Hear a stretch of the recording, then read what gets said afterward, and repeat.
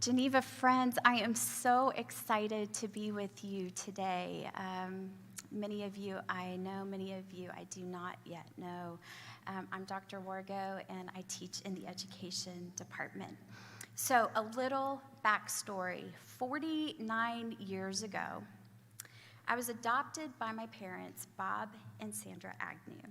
And it was a closed adoption, so one of the only things I knew about my birth mother was that she had delivered me all by herself in her college dorm room, which means she was the same age as many of you here in this room. And it just so happens it was 1973, and some of you may know that that's the year abortion was made legal. So fast forward to about 6 years ago, I had some health concerns that compelled me to begin the process of opening these sealed adoption records. I needed to get my medical history, and I also wanted to thank my birth mother. So to do this, I had to work with a social worker through the orphanage that I was adopted through. Okay, now pause with me. Have you ever experienced a moment where you knew your life was probably not ever going to be the same? And isn't it crazy that sometimes those life-altering moments don't involve many words? Your dad and I are getting divorced. 7 words. There's been an accident. 4 words. Athletes, you're out for the season. 5 words. I cheated on you. 4 words. I'm pregnant. 2 words. Can any of you relate? Well, for me, my world shifted with 5 little words that the social worker said. You were conceived in rape. I couldn't process what I had just heard, and I couldn't imagine the pain that had been endured by a 19-year-old woman so many years ago. Okay, so I have known Jesus a long time. I was raised in a Christian home. David, my husband, and I have raised our own children in a Christian home. But this news rocked my safe, happy little bubble. So instantly, these ugly, horrible thoughts came with a vengeance. I was unworthy. I didn't deserve to live. My conception had caused great suffering.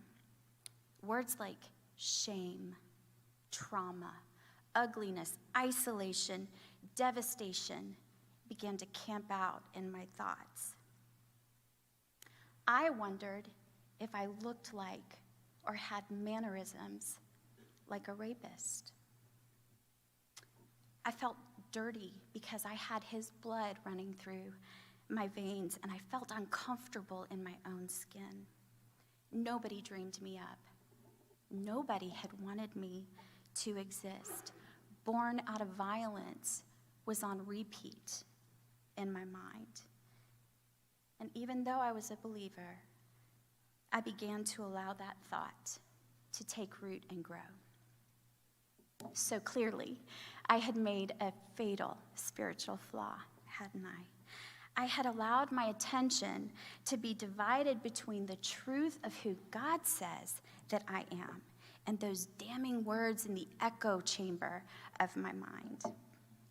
So I began to have this overwhelming, compulsive need to make my life count. I tried to be perfect in all of the things that I did. I needed to prove that the sacrifice my birth mother made all those years ago wasn't in vain. I needed to prove that my life had value in the midst of a society that screams at me that as a product of rape, I have no value. I was trying to redeem the unredeemable in my own power. So, God waited patiently for me to come to the end of myself. He waited for me to stop splitting my attention between his truth and those lies that I was choosing to buy into. And I'm going to be honest, it's a long process. Over the last 6 years,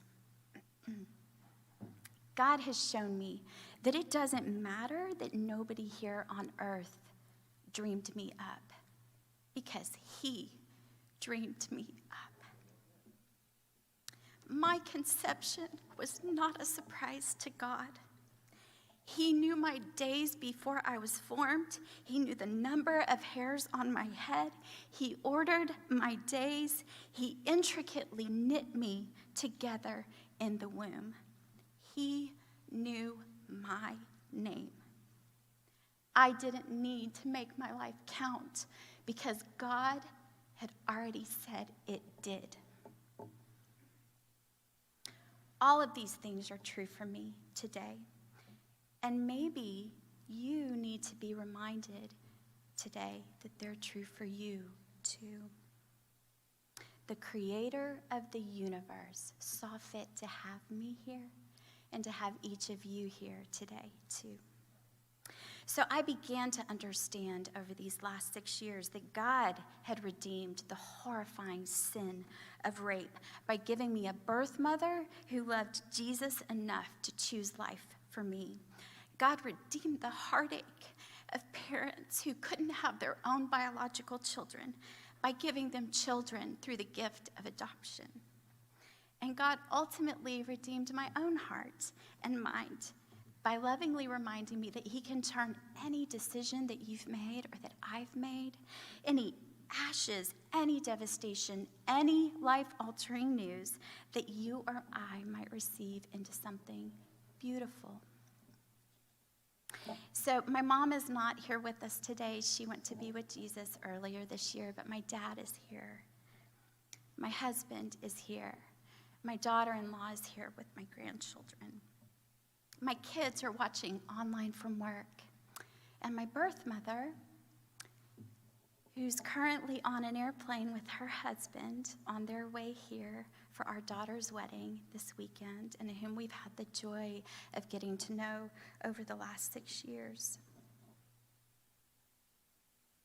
If a different choice had been made 49 years ago, our family photos, as they are, would not exist. So I know some of you, and maybe most of you, have those lies bouncing around in your head, whatever is unique to your situation, and you're choosing to listen to them. No matter what those lies are from your past or your present, the truth is that you and I, and you can't see my shirt, but I'm wearing one that says created for a purpose, that we were created for a purpose that a loving God intentionally set in motion long before any of us were conceived. So when you face those life-altering moments, run to Jesus, dive into the Bible, listen to music that's edifying, find a healthy home church, tape Bible verses on your mirror in the bathroom, speak words of life to each other. Share your own personal testimonies about struggle and God's redemption. Fill yourself with God's truth. And in closing, Psalm 18:19 reminds me that God brought me to a spacious place, a place of freedom. He rescued me because he delights in me. And friends, he delights in every single one of you too. Thank you.